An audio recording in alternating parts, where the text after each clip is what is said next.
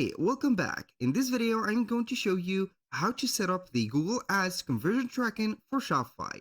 So here we have a simplified method and a very quick one.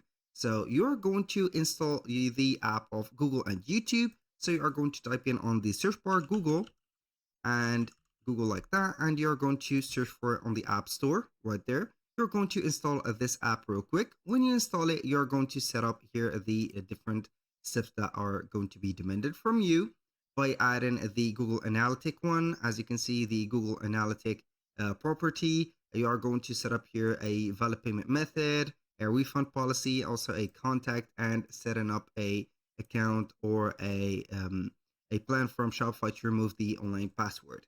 So you're going to validate here and connect your Google Merchant Center account, connect it.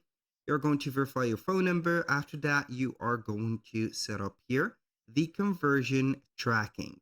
So it is going to be here set up as automatically on. So you can go ahead and turn it off or turn it on. As you can see, we have the check mark. So we have it turned on with our Google ad account. So it is recommended for Google Ads and required for YouTube and Google Analytics.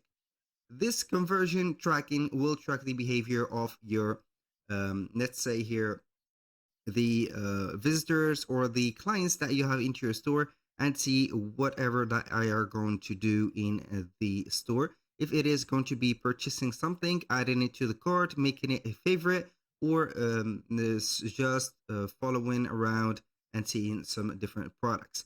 So this was before a step that will be added, let's say here, not automatically, but manually by getting to the platform of Google Ads and set up here something manual. So you are going to select the goal and also the details right there. So this is going to be here a fully automatic process, and you're not going to here bother yourself by setting up the goals and everything. You're going only to focus on the campaigns or the ad campaigns that you are going to run into the app and also your ads account. If this video was helpful, please hit the like button and don't forget to subscribe.